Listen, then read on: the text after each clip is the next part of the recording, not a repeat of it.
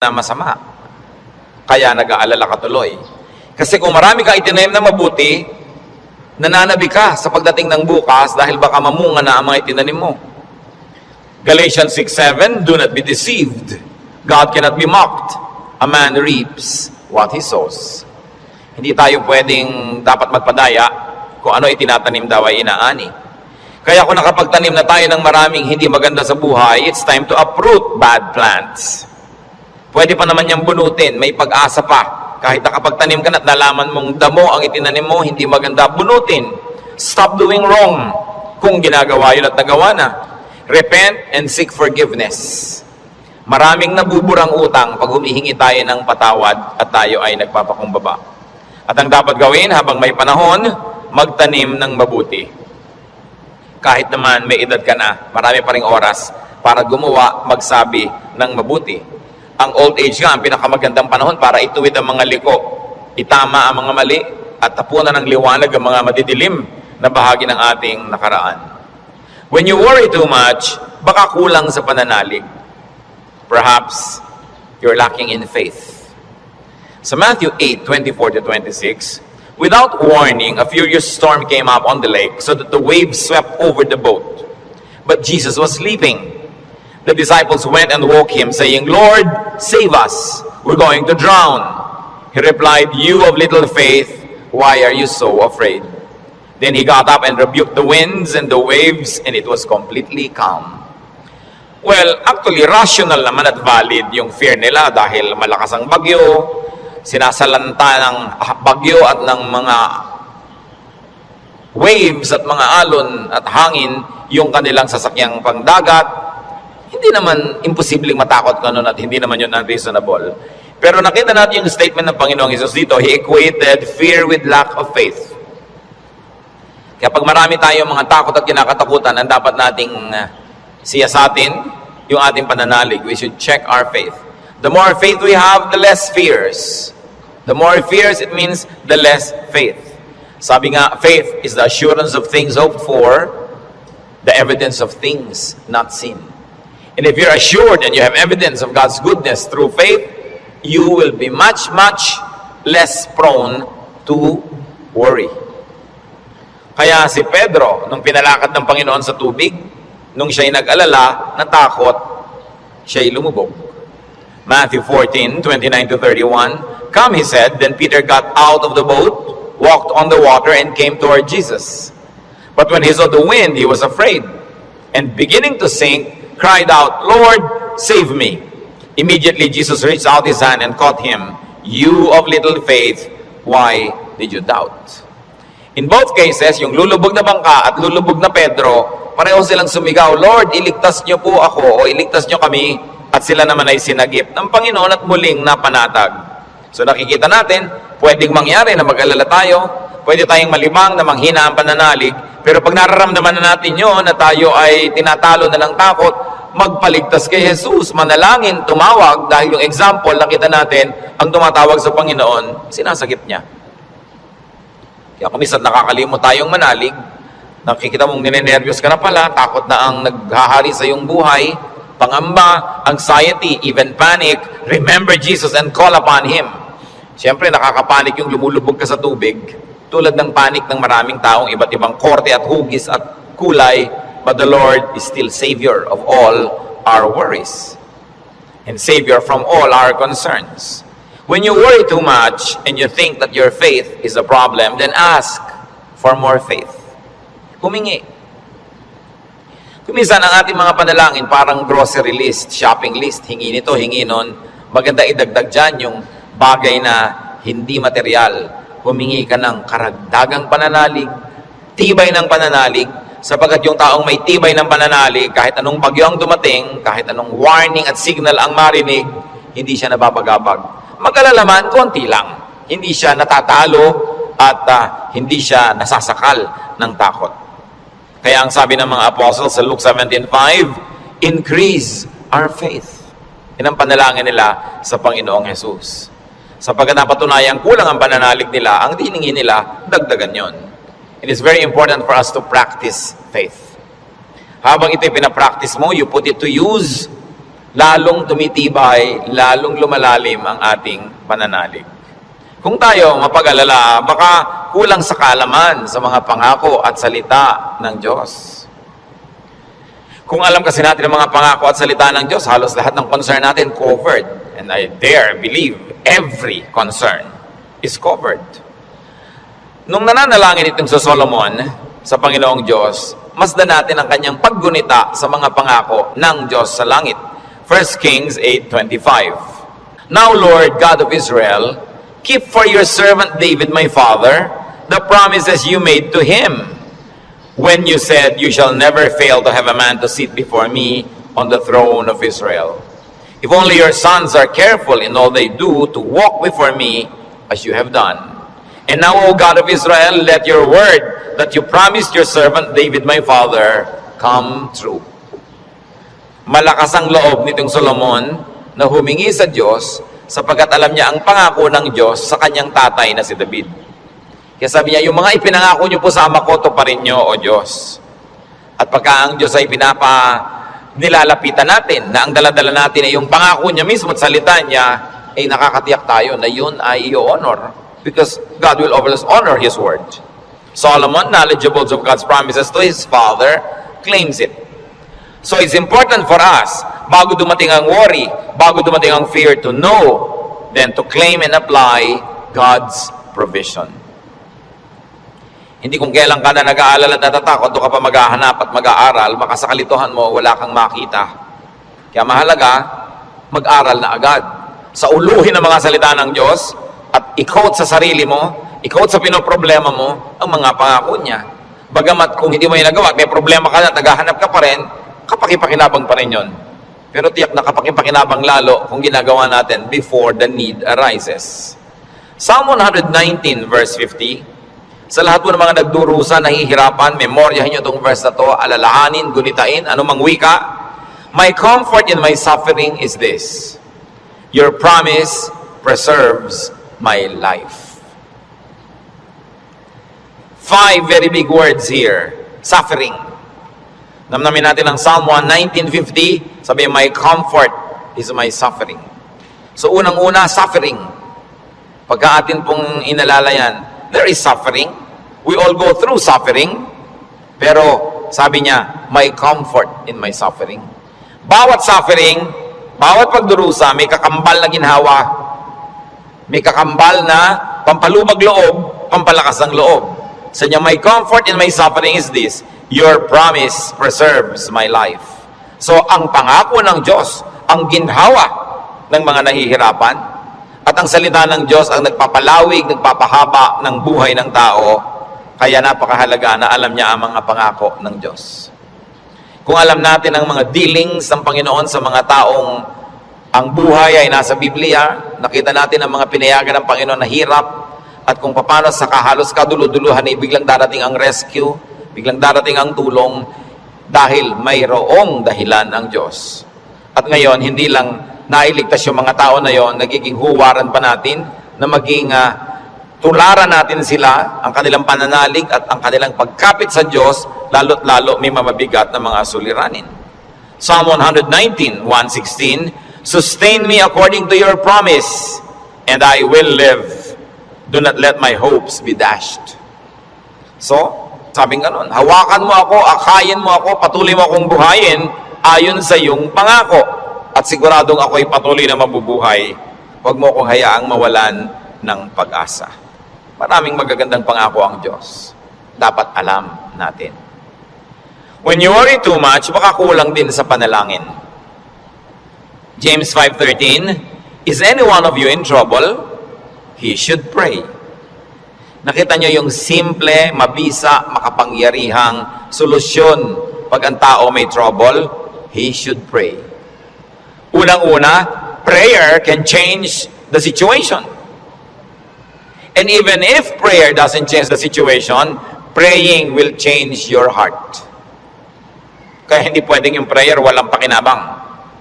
Maaaring gawin ito yung ginugusto natin na mabago ang sitwasyon, malutas ang problema, dumating ang solusyon, etc., etc. O kaya hindi man ganon, na bago naman ang pananaw natin, na bago ang ating pag-iisip, ganun pa rin ang bunga, tumahimik ka. Ang mahalaga naman sa tao, yung payapa siya eh. Yung tahimik ka kahit may problema, kahit nga hindi masolve yan, tahimik ka pa rin. Daig mo pa yung nasolve yung problema, pero magulo pa rin siya ang isip niya. Kaya ang mahalaga yung kalooban. At napaka-importante nito mga kapatid, tandaan natin, hindi ninyo kayang kontrolin ang mundo. Hindi ninyo kayang kontrolin ang global warming. Hindi nyo kayang kontrolin ang earthquakes. Hindi nyo kayang kontrolin ang mga political turmoils. Hindi nyo kayang kontrolin na maging sakit. Pero kaya yon ng Diyos. Kaya pag ipinapanalangin mo at inilalapit, ang laki-laki ng nagiging inhawa mo dahil alam mong alam yun ng Diyos. At kung gusto niyang baguhin yon, sinong makakapigil sa Kanya? At kung hindi niya binabago, meron siyang magandang dahilan. Manalig ka na maganda kanyang dahilan kahit kung minsan hindi naabot ng iyong isip. Pero eto pa, kung hindi mo makontrol ang mga bagay na yan, at hindi kinontrol ng Diyos para sa kagustuhan mo, meron ka pang pwedeng kontrolin, kapatid, yung kalooban mo. Pag pinili mong manalig, pinili mong sumamba, at pinili mong pumanatag sa salita ng Diyos, hindi ka tatablan ng pinoproblema mo. Kaya laging kapaki-pakinabang ang pananalangin. So you always pray and pray and pray. Yung madalanginin, malayo yan sa pag-aalala. Lalo't ang pananalangin ay punong-puno ng pasalamat. Kasi kung nananalangin ka ng nagpapasalamat, oo nga naman, naaalala mo unti-unti na ang dami ng mga maganda sa buhay na dapat ipagpasalamat. Nababalanse ang iyong alalahanin at natutuwa ka pa kung lumaon. Ngayon, maraming ganito mga kapatid. Sobrang nag-aalala, matatakotin, nerbyoso, dahil kulang lang sa saya. Kulang sa libangan o sa sarap sa buhay. Napakahalaga na ang tao ay may saya, may libangan, at may sarap ng buhay. Kaya marami mga tao naghahanap ng aliw. Kung bakit marami naman sa atin, kahit nakakaranas tayo ng hirap, nagiging judgmental tayo sa mga nag-aaliw. Ano naman ang sa mag-aliw? Kung hindi mo ninanakaw ang iyong aliw, wala kang pinapatay, wala kang ginagawa ng masama. Kaya pag tumatanda na ang tao, marami dyan nagkakaroon ng diversyon. Alam nyo, yung may diversyon, napakalaking blessing yan. Kasi ang daming alalahanin. Pag tumatanda ka na, nararamdaman mo na yung mga kasukasuan mo, ayaw na masyadong tumiklop o bumuka ang mga tuhod mo at mga braso. Nararamdaman mo nang mahihiluhin ka, halimbawa, lumalabo ang iyong mata, dumadami ang iyong mga sakit, at kumukonti usually ang iyong pera. Bihira naman yung papayaman, papadami pera, no? Kadalasan eh, papaubos, nawawala ng hanap buhay, nagre-retire. Tapos ang mga mahal mo sa buhay, nangauubos na. Ang lahat ng mga tiyo mo, magulang, ubos na. Parang yung kayo na lang na magkakapatid ang next in line, no? Dati may mga matatanda kang tinitingnan, pinagmamanuhan. Ngayon, wala na, ikaw na lang lagi ang pinagmamanuhan. So inisip mo, ako na kaya next. Yung lampas ka na sa alas 12 tanghali ng buhay, yung mga nasa alas 3, alas 4:30 ka na, alam mo yun na malapit na akong humarap sa mga katotohanan. Alam niyo yung mga ganon, sobrang magbigay ng alalahanin. At hindi naiintindihan nyo ng mga tao na hindi pa nakakaranas noon. Kaya marami sa ganong edad, mga past 50, kung kailan pa nagkaroon ng ganong edad, machichismis pa, ang bata-bata naman ang boyfriend ni kumare. Eh kung biyuda naman siya, eh ano? Diba? Kung bata ang boyfriend niya, naiinggit ka. Diba? Ang bata-bata naman ang girlfriend ni ganon, eh kung biyudo naman siya o wala naman siyang asawa, eh ano naman ngayon? If there are 2 less lonely people in the world. Do not be judgmental sa mga tao naghahanap ng saya. Kasi kadalasan, yung saya mo na lang ang nagtatawid sa'yo sa dilim ng gabi. Yung konting saya mo na lang ang nagbibigay sa'yo ng dahilan para mabuhay pa uli, para bukas o next week. Yung konting libangan mo ang nagbibigay sa'yo ng liwanag sa otherwise ang dami-dami mo mga alalahanin sa buhay. Hindi dapat silang ginajudge. Pag may nakikita kang dalawang taong magkasama, hindi sila magkaedad, ang tanda-tanda naman ng boyfriend niya, eh baka naman kulang siya sa pag-ibig ng magulang nung araw. Mabutit nakakuha na ng husband, meron pang tatay. Kung minsan bonus, may lolo pa. Inggit ka, di ba? Kung minsan naman, bakit kaya ang bata-bata nang nagugustuhan nito, eh may edad na siya? Eh kung puro kapwa matanda niya ang nakikita, ang pinag-uusapan laging arthritis, blood pressure, blood sugar, mga katarata, no? Glaucoma, nakaka-depress. Kaya kung minsan masarap kasama yung bata na walang iniisip na mga alalahanin, puro happening at gimmick ang naiisip, nalilimutan mo mga problema mo. At yung problemang hindi nasosolve, malaking bagay kung nalilimutan man lang kahit sandali. Because you keep your sanity and you keep your cheerfulness. Mga kapatid, huwag kayong killjoy sa mga taong humahanap ng ligaya kasi hindi nyo naman papaligayahin eh. Halimbawa, yung nanay niyong byuda, may boyfriend. Eh mano, byuda naman. Bakit sasamahan mo ba siya pag gusto niyang manood ng TV? Sasamahan mo ba siyang manood ng sunset? Hindi rin naman, busy ka rin sa sarili mong asawa at mga anak. Tapos pinagkakaitan mo yung nanay mo, yung tatay mo ng kaligayahan. Ang mga tao kasi maraming dala, maraming problema. Matuwa tayo pag nakakakita sila ng konting itinatawid sila sa ganong mga hirap. Pasalamat ka na hindi na nga ikaw ang magtatawid at hindi na ikaw yung kailangang laging nandoon. People have needs. Kaya kailangang maging maunawain. Kaya kung marami tayong mga alalahanin, baka kulang ka lang sa entertainment. Hindi naman masama yung entertainment eh, basta wala kang binibreak na law of God. Kumisa kasi yung mga relihiyoso kung bakit galit na galit sa mga tao. Hoy, alam mo, Christian na Christian si ano, nakita ko siyang nagbingo. Eh kung lumigaya ba siya, hindi naman ninakaw sa iyo yung pantaya. No? So, marami magtatanong niya sa akin and marami will feel uncomfortable. But, you know, lalo yung mga may edad na nating mga nanay, mga tatay, kung ikaliligaya nila. Diba, kakausapin mo ba yan sa haba ng mga kwento? Hindi naman lagi.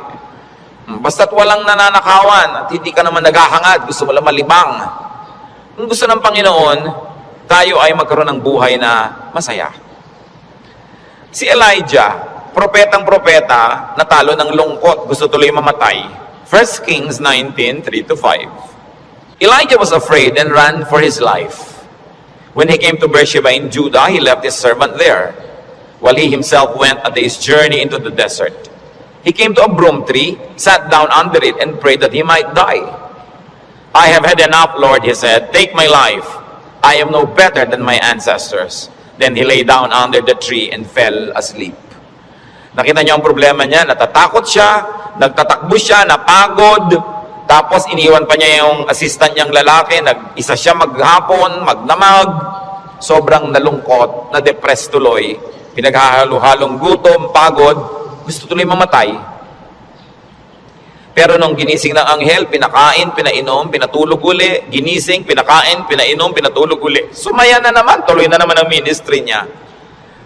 Mahalaga, nakakatawid ka sa difficult days.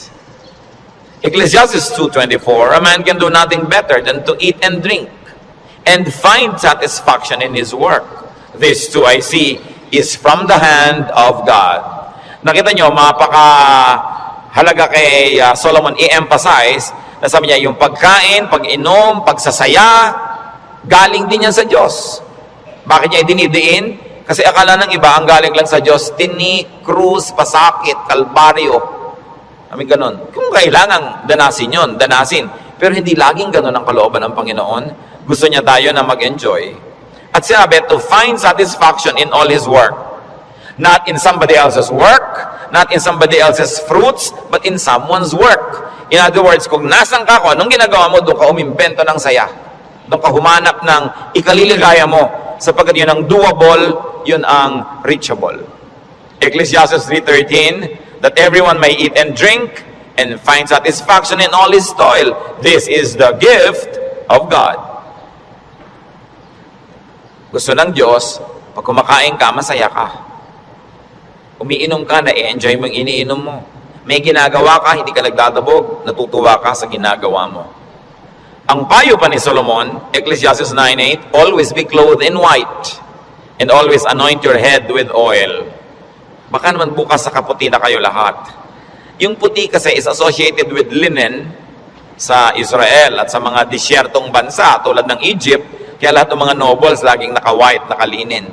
Ibig sabihin kasi comfortable and beautiful.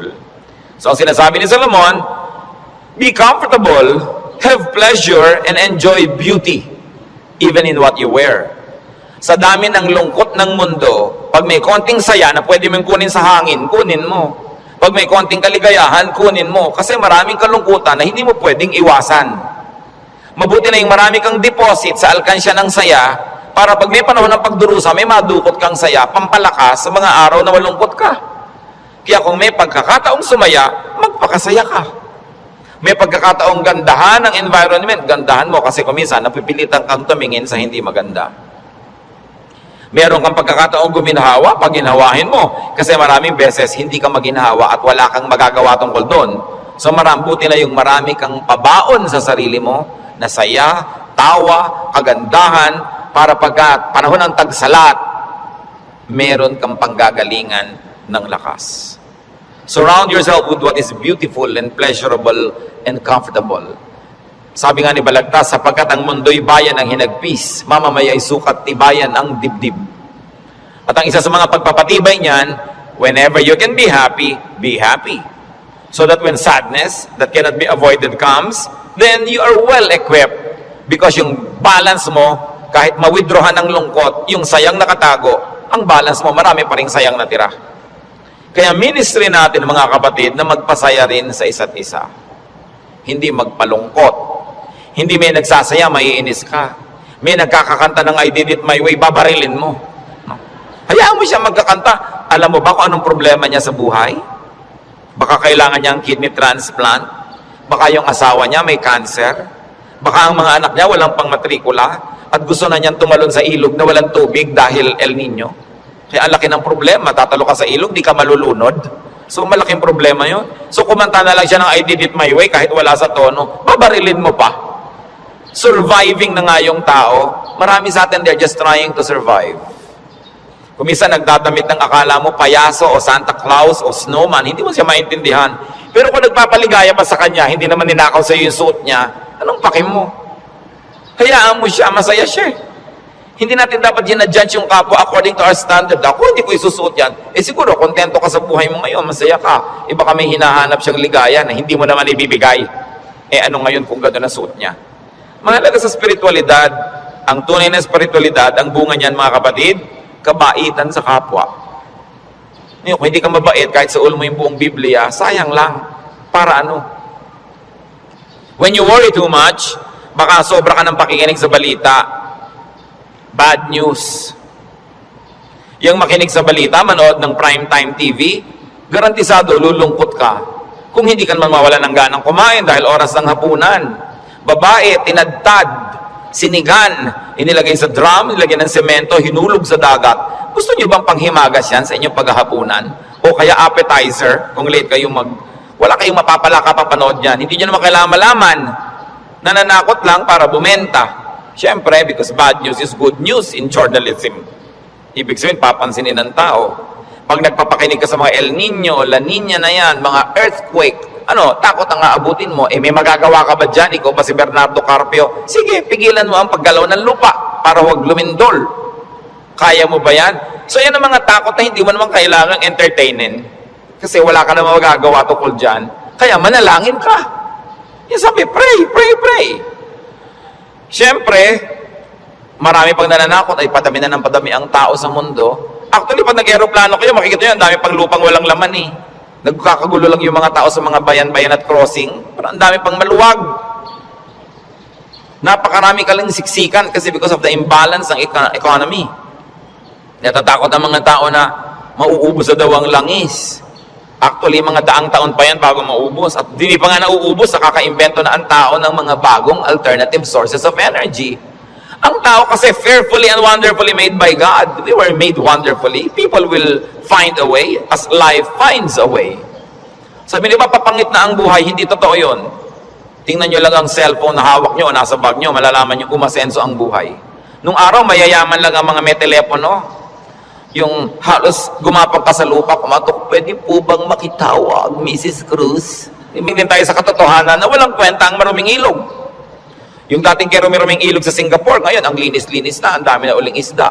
Ganon din naman sa Stockholm, sa Sweden. Sa gitna ng city, ang linis ng ilog, may mga nangingisda, kinakain nilang isda. Dati daw yung parang Pasig. In other words, ang tao kasi natututo. Matututo at matututo. Mag-a-adjust tayo eh. Nagkakaroon ng maraming research sa siyensya. Hindi ba kahit nga ngayon 70, mukhang 30? Napapahaba ang kabataan para mag-enjoy pa ng maraming bagay. Yung mga kulot ngayon, gusto mo tuwid ang buhok mo, bukas tuwid. Gusto mo kulot ulit next week, kulot. Maraming nagagawa ang tao. Ang pagkain, nung araw nga, bago ka makakain ng palitaw, kailan magigiling ka pa ng malagkit, mga 3 oras mong ginigiling-giling sa bato. Ngayon, punta ka sa Via Mare, mamimili ka ng lahat. Parang piyesta araw-araw. Maraming tao nung araw, pagka piyesta lang nakakakain ng lechon. O kaya ng karne. Kasi hindi naman available. Pero ngayon, pipiliin mo pa. Puro leg ba? Puro likod? Puro napipili. Ang trend ng buhay, pag tinan nyo mga kapatid, papaganda. Huwag kayo nawawala ng pag-asa at huwag kayo nagpapalungkot dyan. Kasi God is in control. Ngayon, pag nagpapapakinig kayo din sa mga prophet of doom, sa sobrang prophecy, lulungkot din kayo. Diba? Ang alam natin, ang ending ng lahat ng prophecy, darating ang Diyos, o babalik tayo sa Diyos, kung alam man ang mauna doon, yung pa rin ang tunay na ending. No matter what the detail.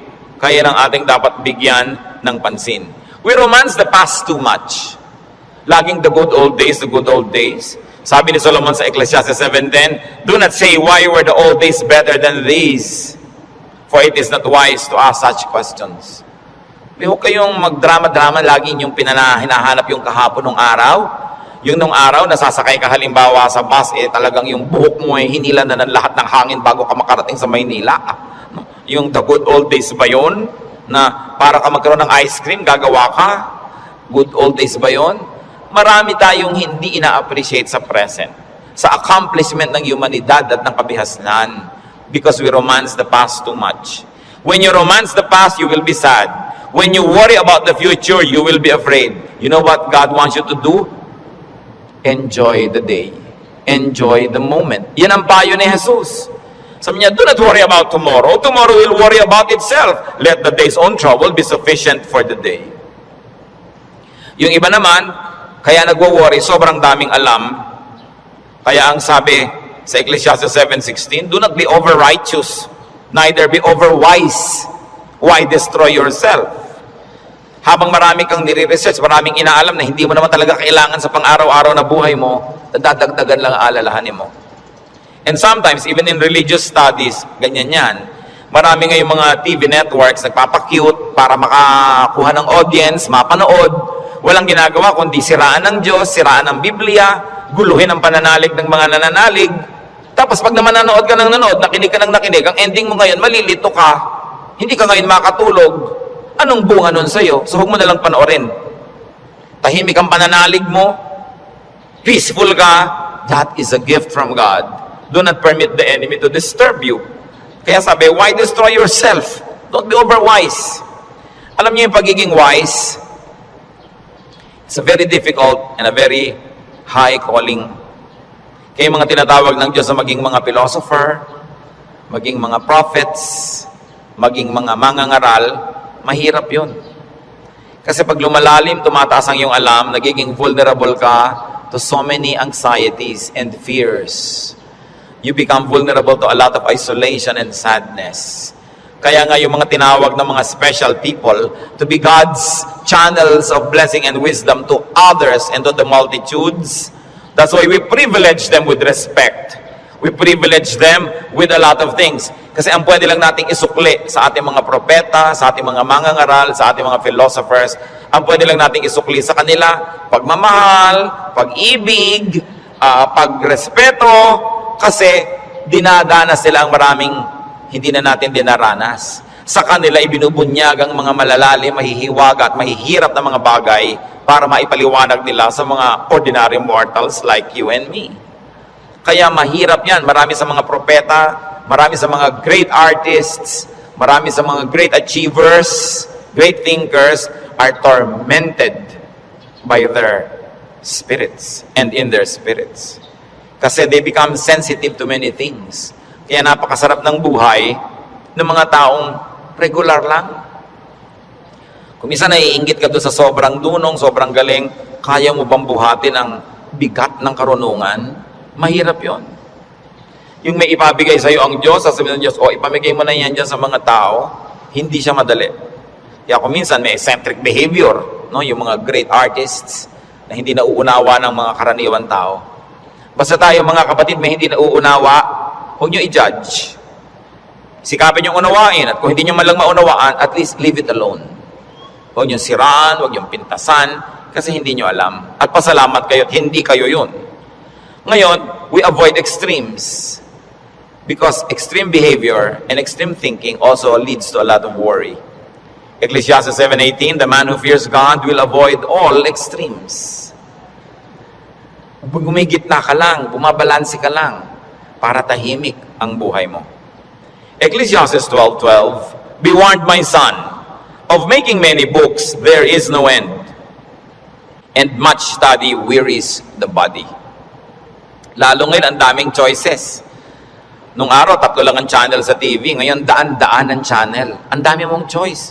Kaya wala ka ng mabuong programa. Marami ka kasing choice. Nung araw, pagkahapon, basta mga aninong gumagalaw, yun lang ang mapapanood mo. Mga lumang pelikula. Wala ka ng maraming choice. Kuminsan, tahimik pa yun eh. Umorder ka sa restaurant ng tea. Nung araw, pag umorder ka ng cha, etong cha. Ano pong tea? Ang daming tea. Alam niyo, mamahit 100 yung papapiliin sa inyong waitress. Pagkatapos papapiliin ka pa kung hot o cold. Tapos papipiliin ka pa kung natural o ganito. May sugar o without. Pag may sugar, natural sugar, coco sugar. Ang dami pang sugar. Huwag na nga, tubig na lang. Ang daming choices ng pati ng soft drinks. Gumugulo tuloy. Bakit natin ito binabanggit? Mga kapatid, kung tahimik na ang inyong kalooban sa pananalig niyo sa Panginoon, huwag niyo nang guluhin ng kung ano-ano pa mga ideya. Walang mapapala. Ang kaluluwang palipat-lipat, papalit-palit. Sabi ni Solomon, tigilan nyo na yung kababasa sobra. Sabi ko noon, mapapagod ka lang, matutuyo ang iyong lakas. Sabi ko noon, hindi matatapos yan. Ang ending din naman, haharap ka sa Diyos eh. Kaya kung tahimik ka na, payapa, huwag ka nang pagulo pa. That's why prophets and philosophers and thinkers and teachers are burdened. And the only thing we can give them is to privilege them with respect. Sabi sa Ecclesiastes 5:12, the sleep of a laborer is sweet. Read laborer as simple man. No? Yung unscholarly man. Sabi ko noon, mas madaling sumaya pag mababaw ka. So huwag mo nang masyadong laliman. Kasi baka walang humukay, para kang nagtago na wala naghanap, lalabas ka rin. Mahirap. Pag may mga mababaw dyan, ang saya naman nila, mabuti pa sila. No? Yung konting, ay, hangin. Hangin lang, tumatawa. Kesa naman ang tali-talino mo, wala na makapagpatawa sa'yo. Mas mahirap yun. No? When you worry too much, baka kulang ka lang sa food or drink or chemical balance, tulad ng pinag-usapan natin nun. Kaya, yung propeta, pinakain ng anghel sa 1 Kings 19:7-9, at guminhawa na siya nung siya kumain at nakainom. Baka sobra ka nagda-diet, kulang ka na sa vitamina, kulang ka na sa minerals, kulang ka na sa nutrients, kaya ka pala malungkot. Ang bewang mo nga, di ba? Ang liit-liit. Pero ang lungkot mo naman, nakatingin ka at nakatulala, no, sa kawalan, di bali nang lumaki ang bewang mo. Basta masaya ka. No? Ang mahalaga yung kalooban mong masaya ka. Kasi ang buhay maiksi. Alangan namang ubusin mo pa sa lungkot yan. Kailangan i-maximize mo yung saya. Kaya si Timothy na laging sinisikmura, sabi sa kanya ni Paul sa 1 Timothy 5:23, stop drinking only water and use a little wine because of your stomach and your frequent illnesses. So kulang siya sa chemical balance. Binabalanse. The Lord Jesus' prescription against worry, Matthew 6:26-34. Sabi niya, look at the birds of the air. They do not sow or reap or store away in barns, and yet your heavenly Father feeds them. Are you not much more valuable than they? Who of you by worrying can add a single hour to his life? So, ba't ka nag-aalala? Kita mo yung mga ibon, hindi naman yan nag-agriculture, pero pinapakain, buhay din yan. Mas mahalaga ka kaysa ibon. Kaya ang unahin mo, manalangin, lumapit sa Diyos, manalig. Tapos marami ka pang ibang alalahanin, etc., etc.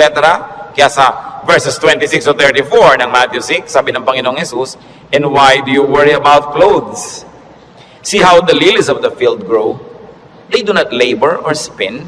Yet I tell you that not even Solomon in all his splendor was dressed like one of these. And if that is how God clothes the grass of the field, which is here today and tomorrow is thrown into the fire, will He not much more clothe you, O you of little faith? Sabi, ba't ka nag-aalala kung ano isusuot mo? Mga little things pa yan. Kasi yung damit dyan, symbolic of all other things. food and drink, symbolic of all our needs, plus what to wear. Sabi niya, nakita mo yung mga damo, hindi naman gumagawa ng tela yan, hindi yan gumagawa ng damit, pero kahit si Solomon sa kanyang kayamanan, hindi nakapagbihis tulad ng magagarang damo na yan.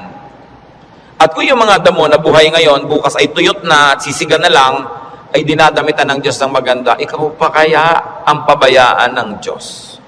So pag nag-aalala tayo, tumingin ka sa lumilipad na ibon, kaya dapat hindi tinitira doon ang ibon, dahil anong titingnan mo kung walang lumilipad? No? Hayaan nyo silang magliparan dyan. At tumingin ka sa damo na maganda, tumingin ka sa isda na maganda, tumingin ka sa lahat ng magagandang likha ng Diyos, ikaw pa kaya ang hindi alagaan? Kung yan nga, inaalagaan. Kaya sabi ng Panginoon sa Matthew 6, 26-34, kadugtong, so do not worry, saying, what shall we eat? Or what shall we drink? Or what shall we wear? For the pagans run after all these things, and your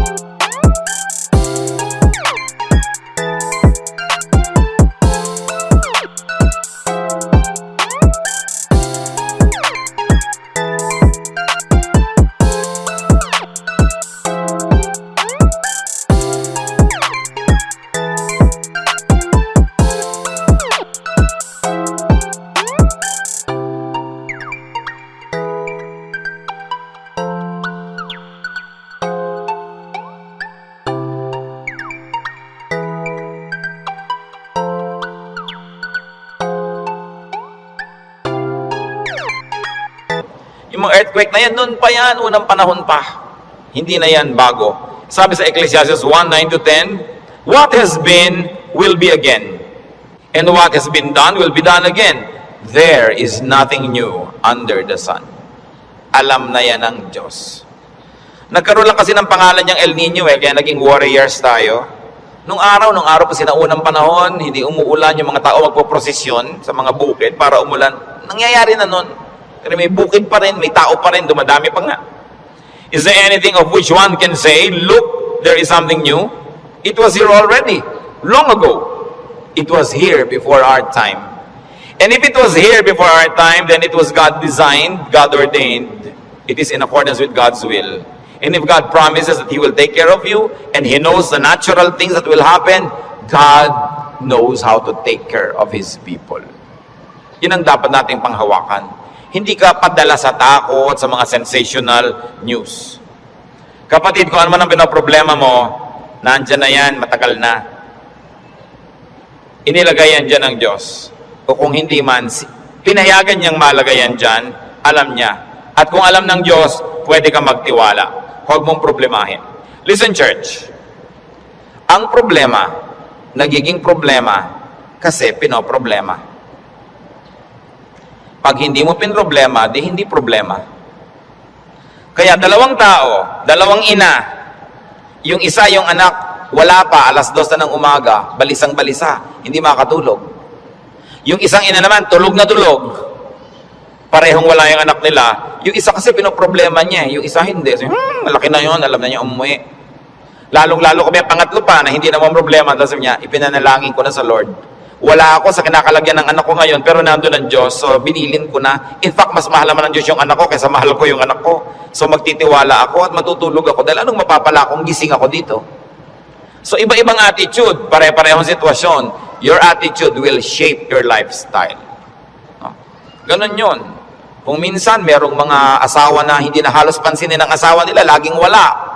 Merong mga nag-aalala, bakit siya laging wala, etc. etc. Meron mga, ay salamat, wala siya. Marami akong magagawa ngayon, walang abala. Nasa sayo yan, kung anong gagawin mo sa buhay mo. Pero hanggang hindi mo pinoproblema ang isang bagay, hindi yun problema. Ngayon iniisip mo, ano kaya, Pastor, ano magagangyari po pag natunaw lahat ng mga yelo sa North Pole? Lumayas ka sa harap ko, hindi ko alam. Bakit mo ipapaproblema sa akin ng mga yelo sa North Pole? Diba? Pero natin po problemahin yan. Magdasal ka, kahit alam ko na kasi lumubog ang buong mundo eh. Gusto ng Lord na lumutang sila Noah, lumutang. Di lumapit ka sa Diyos para kahit lumubog, lumutang ka. Bakit mo problemahin yung buong yelo, buong Antarctica? Ang saya-saya ng buhay ko dito, bibigyan mo ako ng problema?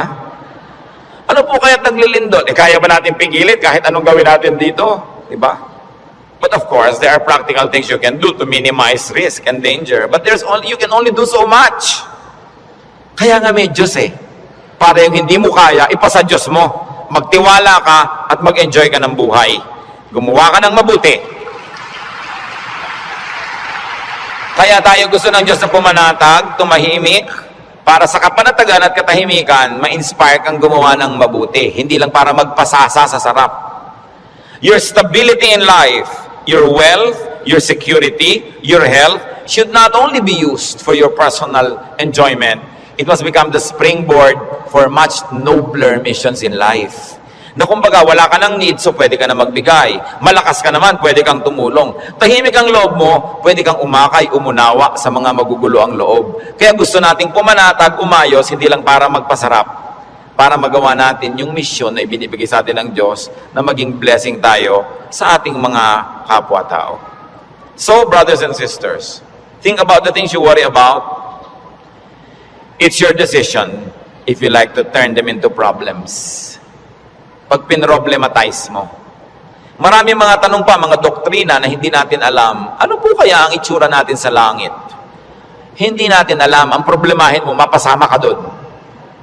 At alam natin yan, manalig ka sa Panginoon, humingi ka ng tawad para sa iyong mga kasalanan, tanggapin mo si Jesus sa Panginoon, tagapagligtas, at siya na ang may problema sa mga detalye. Bakit mo pinoproblema? Kahit naman tayo magtalo, mapuyat, hindi natin masasagot. Ipa sa Diyos ang mga bagay. Ito ang isa sa mga pinakamalalalim na regalo ng Diyos sa atin sa pananalig. Nagkakaroon ka ng kapayapaan. Nagkakaroon ka ng katahimikan. Matthew 6:26-34, karagdagan.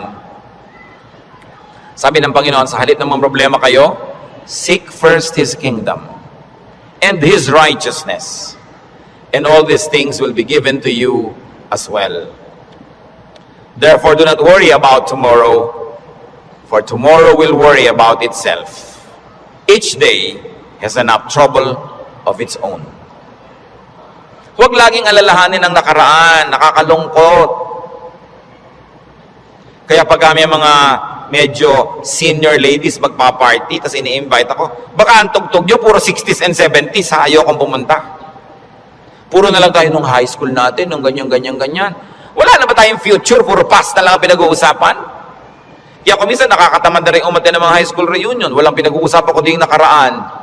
Mahalaga ang tao, engaged niya yung today, hopeful siya about tomorrow, may mga plans siya pinag-uusapan, hindi puro past, hindi puro lungkot. Kasi sayang ang isang araw na inubos mo sa lungkot, pwede mo namang pasayahin. Okay, maganda rin naman kumisang makinig ng mga lumang tugtog, mag-alala ng kahapon, pero huwag sobra. Because when you romance the past, you will be sad. Marami pa tayong, kaya hindi pa tayo kinukuha ng Diyos. May today pa, para mabuhay tayo today. At yung bukas, hawak niya yan. Hindi natin hawak. So, huwag yung agawin sa Kanya. Kaya nagiging mabigat, inaagaw niyo sa Diyos yung pagbuhat sa past. Pero yung today, kayang-kaya nating hawakan sa tulong ng Diyos. Kasi ibinibigay niya sa atin yung today. So sabi niya, ang alalahanin mo lang yung today. May maiinom pa po kaya tayo, Pastor, sa 2020? Ang layo pa nun. May tubig ka ba sa bahay mo ngayon? Meron po, masaya ka na. Bukas, lalagyan ulit yan ng Diyos. Sabi, give us this day our daily bread. Bakit mo lulutasin yung problema ng isang buong buhay sa isang araw? Yung lakas mo para lang sa problema ng araw na to, inuubos mo sa napakaraming araw na problema, kaya kinakapos. Pero lahat ng problema sa araw na to, kasya ang pagpapala ng Diyos sa araw na ito. Kasya. Tại cả cái sự nghiệp có 1 thì 92, mày cứ nhắc mãi còn lại thì thảm hại. Ý chí con người là một thứ diệu kỳ, mày đã chứng minh nó xuất sắc bằng chuyện. Hơn 7 năm trước làm vì lâu phút cần ý chí thế nào mà giờ đang thằng nghiện. Một thằng nghiện đòi chịu trách nhiệm, không những được cười mà nghe còn lạ lắm muốn chịu trách nhiệm. Mà khi người ta chửi những việc mày sai thì mày lại dọa đấm lưng xưng tượng đài của sự cố gắng. Mà đời nghiện hút thì tóm lại như này, thông điệp của mày là những thằng nói hay thường sống như cứt và cứt thì như mày. Mày chỉ cố dãi vậy là một thằng thất bại đã làm gì cho đời. Mày không hối cải vẫn còn ở giang hồ thì chết con mẹ mày đi cho rồi. Nhiều thằng cũng trên hồ, nhiều thằng cũng đâm chém, nhưng mà đấy là thời dậy thì mình kẻ trâu. Từ lúc trưởng thành đến nghĩ cái điểm dừng cho hay ho đéo gì. gì mà đen ta kể đâu. Chỉ có thằng ngu như mày mới thấy hút hít là thứ đáng để tự hào. Cái điểm cảnh cáo cho thằng sắc láo tương lai của mày tự dự báo. Mày thích ngổ ngáo, mày thích nổi tiếng, mày thích bay cao, mày thích như gió, mày thích làm người phán xử trong phim để kết phim cũng bị xích như chó. Và tao đã thay mặt cho toàn nhân dân, ghi công Tony TK về tinh thần. Mày trước mày chết nhưng fan mày vân vân, nên mày chết thêm một lần nữa để cho nó cẩn thận. Và tao đã thay mặt cho toàn nhân dân, ghi công Tony TK về tinh thần. Mày trước mày chết nhưng fan mày vân vân, nên mày chết thêm một lần nữa để cho nó cẩn thận. Và mày chưa đủ tư cách để than với tao về những khó khăn và cả thử thách. Con đường mà chơi nhạc rap có những huyền thoại sử sách, còn tao là thằng đến sau dùng trình để thành cự phách. Tao chưa từng phải vỡ đít, tao chưa từng tự tạo drama, tao chưa từng được rapper nào đứng ra để nâng đỡ cho tao cả. Tao không biến mình thành trò hề.